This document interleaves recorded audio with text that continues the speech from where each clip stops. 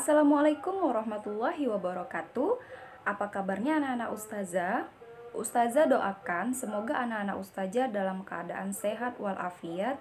Amin ya rabbal alamin. Nah, kita kembali lagi dalam pembelajaran IPA. Pada minggu yang lalu, kita sudah membahas mengenai ekosistem beserta komponen penyusunnya. Pada kesempatan kali ini, kita akan membahas mengenai pola interaksi ekosistem dan dinamika populasi. Baik, agar kita mendapatkan keberkahan, mari sama-sama kita mulai dengan mengucapkan basmalah. Bismillahirrahmanirrahim. Nah, pola interaksi yang terjadi dalam ekosistem terdiri atas rantai makanan, jaring-jaring makanan, piramida makanan, dan simbiosis. Kita bahas mulai dari rantai makanan. Rantai makanan yaitu peristiwa makan dan dimakan dengan urutan dan arah tertentu. Jadi setiap rantai makanan selalu diawali dari penyedia makanan di dalam ekosistem, yaitu produsen atau biasanya tumbuhan. Kemudian, tumbuhan atau produsen dimakan oleh herbivora atau hewan pemakan tumbuhan. Maka terjadilah perpindahan energi dari produsen ke herbivora, atau kita sebut juga dengan konsumen tingkat pertama atau juga konsumen primer. Nah, kemudian herbivora dimakan oleh karnivora atau hewan pemakan daging. Karnivora ini disebut sebagai konsumen tingkat kedua atau konsumen sekunder. Pada peristiwa ini juga terjadi perpindahan energi. Kemudian karnivora dimakan oleh karnivora yang lebih besar lagi atau disebut dengan konsumen tingkat ketiga atau konsumen tersier, dan seterusnya. Nah, perpindahan energi akan terus terjadi dari makhluk hidup yang dimakan ke makhluk hidup yang memakan. Contohnya ada pada gambar berikut, di mana tumbuhan dimakan oleh belalang, kemudian belalang dimakan oleh katak, katak dimakan oleh ular, dan ular dimakan oleh elang. Tumbuhan di sini berperan sebagai produsen, kemudian belalang sebagai konsumen primer atau tingkat pertama atau disebut juga dengan herbivora, kemudian katak sebagai konsumen sekunder atau tingkat kedua atau karnivora, ular sebagai konsumen tingkat ketiga, dan elang sebagai konsumen tingkat keempat. Kita lanjut pembahasan mengenai jaring-jaring makanan. Nah, jaring-jaring makanan yaitu sekumpulan rantai makanan yang saling berhubungan. Artinya, terdapat lebih dari satu atau terdapat banyak rantai makanan di dalam ekosistem. Lebih kompleks. Nah, contohnya seperti pada gambar berikut. Tumbuhan bunga sepatu dimakan oleh ulat. Kemudian ulat akan dimakan oleh burung pipit dan burung pipit akan dimakan oleh elang. Seterusnya ada sawi. Tumbuhan sawi akan dimakan oleh belalang, belalang dimakan oleh burung pipit, dan burung pipit dimakan oleh elang. Maka pada gambar tersebut terdapat 5 rantai makanan. Kemudian contoh berikutnya ada pada gambar berikut. Nah, di dalam gambar ini terdapat banyak rantai makanan. Lebih tepatnya ada lebih dari 8 rantai makanan. Maka inilah yang disebut dengan jaring-jaring makanan. Yang selanjutnya ada piramida makanan, di mana piramida makanan adalah suatu gambaran yang menunjukkan perbandingan kandungan zat makanan antara produsen, konsumen pertama, konsumen kedua, dan konsumen ketiga di dalam satu ekosistem. Contoh ada pada gambar berikut. Nah, urutan yang paling bawah dari piramida makanan yaitu produsen. Kemudian naik ke tingkat atas ada konsumen tingkat pertama atau herbivora. Naik ke tingkat selanjutnya ada konsumen tingkat kedua atau karnivora. Di tingkat selanjutnya ada konsumen tingkat ketiga atau karnivora yang memakan karnivora. Dan di posisi yang paling puncak terdapat konsumen puncak. Dalam peristiwa makan dan dimakan, baik pada rantai makanan, jaring-jaring makanan, maupun piramida makanan akan selalu terjadi perpindahan energi dari makhluk hidup yang dimakan ke makhluk hidup yang memakan. Kita lanjut ke pembahasan selanjutnya mengenai simbiosis. Simbiosis adalah hubungan antara dua makhluk hidup yang hidup bersama. Nah, simbiosis dibagi menjadi 3, yaitu simbiosis mutualisme, komensalisme, dan parasitisme. Nah, yang pertama ada simbiosis mutualisme, yaitu hubungan antara dua jenis makhluk hidup yang saling menguntungkan. Contohnya adalah simbiosis bakteri dengan tanaman berbuah polong. Di dalam akar buah polong terdapat bintil akar yang dimana disitulah hidup bakteri Rhizobium. Nah, bakteri Rhizobium menyerap nitrogen bebas dari udara sehingga dapat menyuburkan tanah dan baik untuk tanaman berbuah polong, atau dengan kata lain menguntungkan. Nah, dengan begitu produksi pangan akan meningkat. Kemudian, keuntungan bagi bakteri tersebut yaitu tersedianya tempat hidup. Contoh selanjutnya yaitu simbiosis antara lebah madu dengan bunga. Keduanya saling menguntungkan di mana lebah akan hinggap pada bunga untuk mendapatkan makanan berupa bunga. Sedangkan bunga beruntung karena lebah membantu dalam proses penyebukan guna terbentuk tumbuhan baru. Contoh berikutnya yaitu simbiosis antara manusia dengan bakteri usus. Nah, manusia sangat terbantu dengan adanya bakteri Escherichia coli di dalam usus. Sebab mengapa? Karena bakteri tersebut mampu menguraikan sisa-sisa pencernaan makanan di dalam tubuh manusia, sehingga tidak menumpuk dan membahayakan manusia. Jadi sudah jelas menguntungkan, kan? Begitu juga dengan bakteri Escherichia coli tersebut, di mana bakteri ini diuntungkan karena mendapatkan zat makanan dari sisa-sisa pencernaan di dalam tubuh manusia. Yang selanjutnya ada simbiosis komensalisme, yaitu hubungan antara dua jenis makhluk hidup, di mana yang satu pihak mendapatkan keuntungan, sementara pihak lainnya tidak dirugikan. Contohnya adalah simbiosis pada tumbuhan epifit. Nah, tumbuhan epifit adalah tumbuhan yang menempel pada bagian luar tumbuhan lain. Contohnya, tumbuhan anggrek menempel pada tumbuhan inangnya atau tumbuhan yang ia tumpangi. Nah, tumbuhan anggrek memperoleh keuntungan karena dapat menumpang pada tumbuhan inangnya. Kemudian, anggrek tidak mengambil zat hara dari jaringan hidup tumbuhan yang ditumpanginya, tetapi dari kulit batang tumbuhan inangnya, sehingga tetap dapat memperoleh zat hara. Akan tetapi tumbuhan yang ditumpanginya tidak dirugikan karena tidak diambil apapun dari tumbuhan tersebut. Contoh yang selanjutnya yaitu simbiosis antara ikan remora dan hiu. Ikan remora yaitu ikan kecil yang hidup di laut dan biasanya memiliki kebiasaan menempel pada tubuh ikan atau hewan laut besar lainnya. Ikan remora diuntungkan karena dapat terlindungi dari musuh, kemudian dapat bergerak kemana saja terbawa oleh hewan yang ditempelinya, dan juga mendapatkan sisa-sisa makanan dari hewan tersebut. Akan tetapi, tidak ada kerugian yang ditimbulkan bagi hewan yang ia tempeli. Jenis simbiosis yang terakhir yaitu simbiosis parasitisme, di mana simbiosis parasitisme yaitu hubungan antara dua jenis makhluk hidup, di mana makhluk hidup yang satu diuntungkan sementara makhluk hidup yang lainnya dirugikan. Contohnya yaitu simbiosis antara benalu dengan tumbuhan inangnya. Tumbuhan inang yang dimaksud adalah tumbuhan yang ditumpanginya.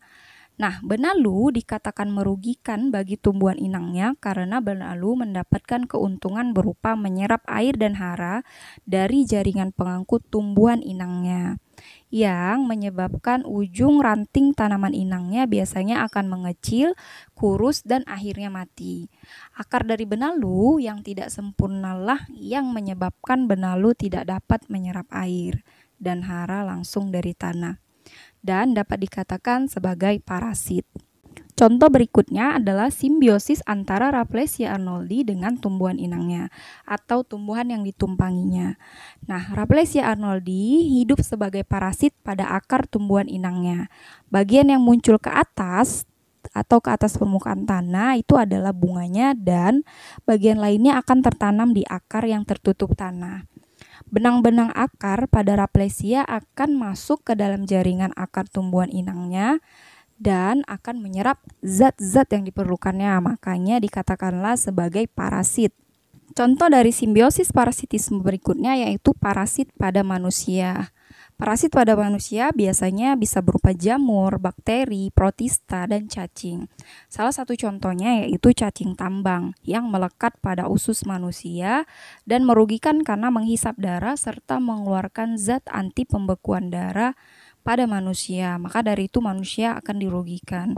Selain cacing tambang, ada juga cacing filaria yang merupakan parasit pada tumbuhan manusia karena menyebabkan penyakit kaki gajah.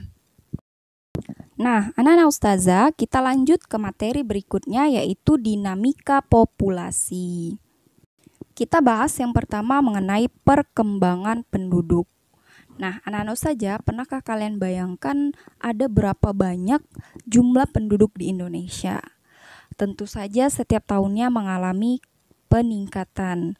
Nah, ini merupakan hasil penciptaan atau bukti dari kebesaran Allah Subhanahu wa Ta'ala. Maka dari itu, sudah sewajarnya kita untuk selalu bersyukur dan senantiasa bersyukur atas apa yang Allah telah berikan kepada kita. Nah, rasa syukur salah satunya dapat kita wujudkan berupa untuk tetap menjaga kelestarian dan keseimbangan lingkungan kita. Nah, anak-anak ustazah, penduduk adalah sekumpulan orang yang telah lama menempati suatu daerah. Untuk menghitung berapa besar kepadatan penduduk dapat dicari dengan cara berikut, yaitu dengan membagikan jumlah penduduk per luas daerah. Nah, angka perubahan penduduk per tahun adalah angka kelahiran dengan kematian setiap 1000 penduduk dalam 1 tahun. Atau bisa juga kita nyatakan dengan persen AP sama dengan AK dikurang AM per 1000 dikali 100. Di mana AP adalah angka perubahan penduduk, AK angka kelahiran, dan AM adalah angka kematian. Nah, pertumbuhan penduduk dikatakan meningkat bila kelahiran lebih tinggi daripada jumlah kematian dan jumlah penduduk yang bermigrasi lebih banyak. Kemudian dikatakan menurun angka pertumbuhan penduduk jika angka kematian lebih tinggi daripada angka kelahiran dan jumlah penduduk yang bermigrasi lebih sedikit. Nah, perubahan penduduk dipengaruhi oleh beberapa faktor seperti kelahiran, kematian, dan migrasi atau perpindahan. Kita bahas yang pertama mengenai angka kelahiran atau natalitas, yaitu angka yang menunjukkan bayi yang lahir dari setiap 1000 penduduk di suatu daerah setiap tahun. Biasanya dapat dicari dengan cara membagikan antara jumlah bayi yang lahir dalam 1 tahun dibagi dengan jumlah penduduk, kemudian dikali dengan 1000. Di mana kriteria atau penggolongan angka kelahiran yaitu apabila angka kelahiran yang diperoleh lebih besar dari 30 maka tergolong angka kelahiran tersebut tinggi. Apabila di rentang 20 sampai 30 maka angka kelahiran tersebut tergolong sedang, dan apabila di bawah 20 maka angka kelahiran tergolong rendah. Contohnya, selama tahun 2013 di Desa Maju Jaya terdapat kelahiran sebanyak 145 jiwa. Nah, data penduduk pada akhir tahun 2012 berjumlah 2.500 jiwa. Maka kriteria angka kelahiran di Desa Maju Jaya pada tahun 2013 adalah, maka kita tulis yang pertama yang diketahui ada jumlah kelahiran tahun 2013 sebesar 145 jiwa, kemudian jumlah penduduk pada akhir tahun 2012 sebesar 2.500 jiwa, maka yang ditanya yaitu angka kelahiran atau kriteria angka kelahirannya ada di rentang mana.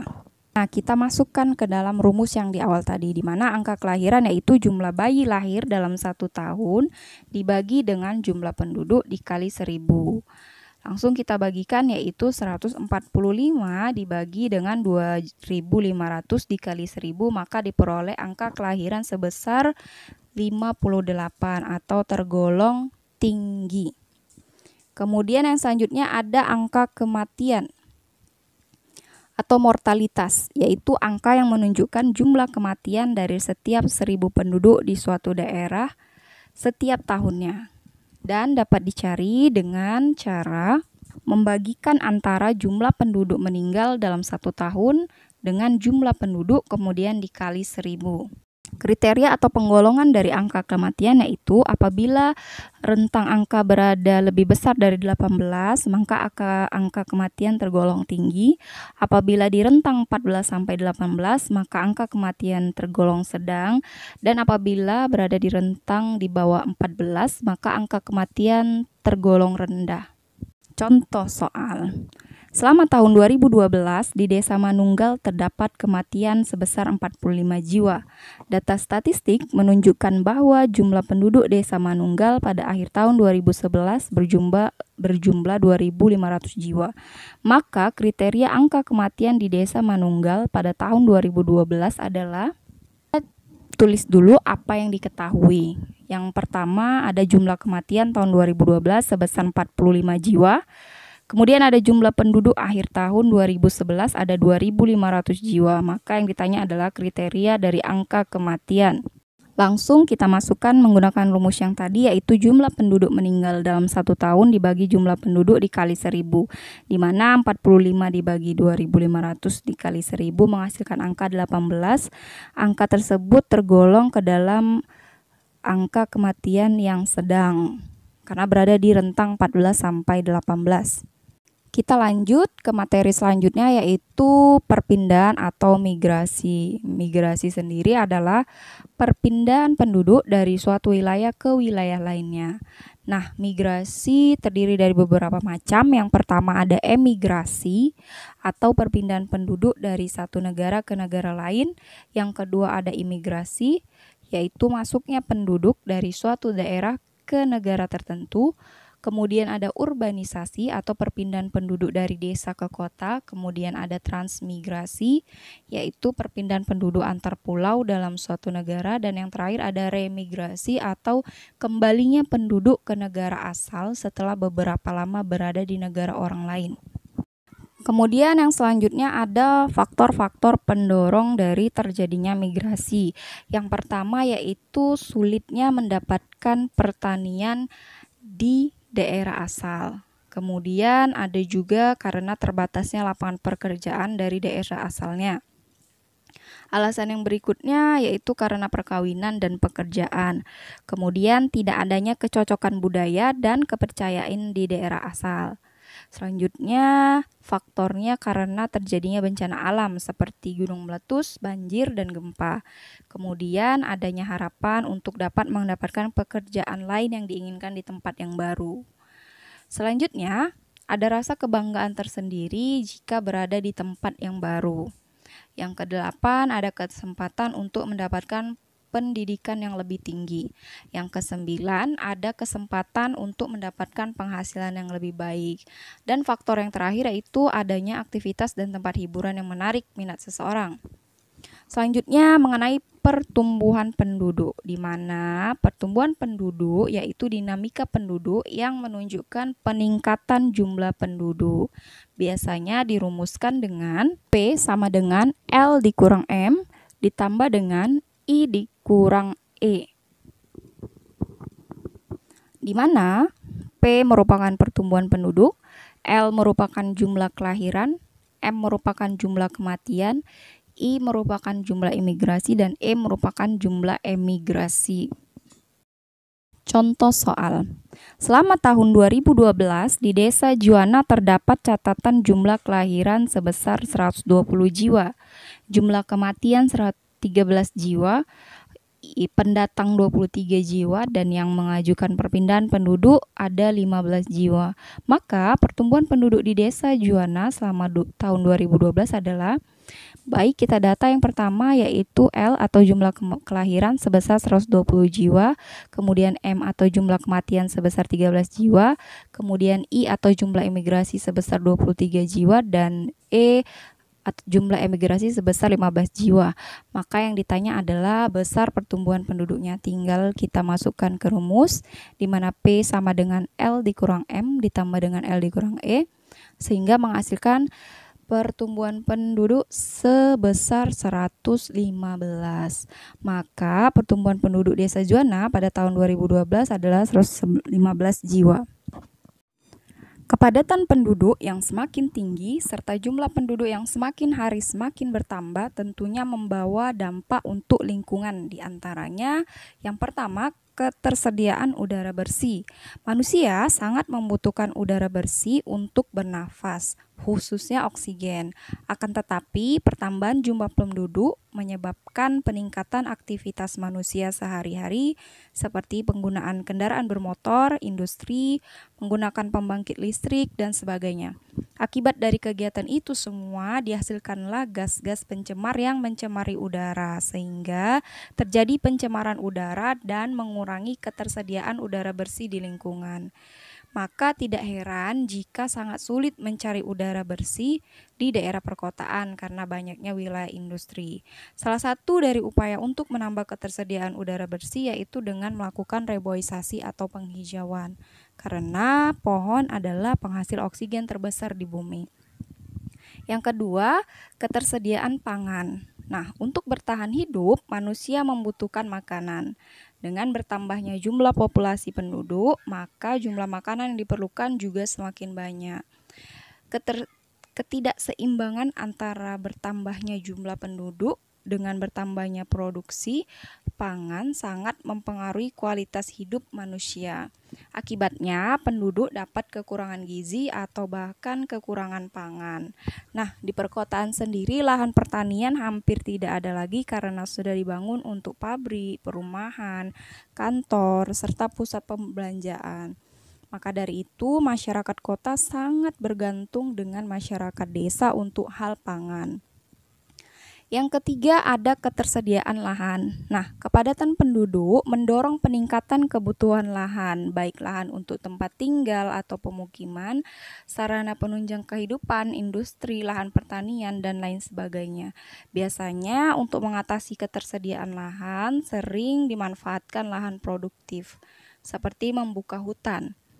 Walaupun hal ini dapat dijadikan solusi, tapi sesungguhnya kegiatan ini sangat merusak lingkungan dan dapat mengganggu keseimbangan lingkungan. Yang selanjutnya ada ketersediaan air bersih. Nah, manusia memerlukan air yang bersih dan sehat untuk minum, memasak, mencuci, mandi, dan segala aktivitas lainnya. Jumlah penduduk yang semakin meningkat menyebabkan persediaan air bersih semakin berkurang. Nah, untuk memenuhi kebutuhan air bersih tersebut, biasanya dilakukan pencarian sumber air dengan membuat sumur dan mengadakan perusahaan air minum atau PAM yang disalurkan ke rumah-rumah penduduk.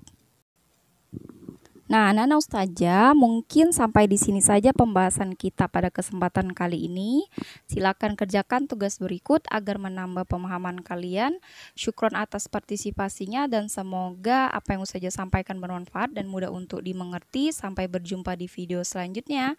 Kita akhiri dengan hamdalah. Alhamdulillahirobbilalamin. Assalamualaikum warahmatullahi wabarakatuh.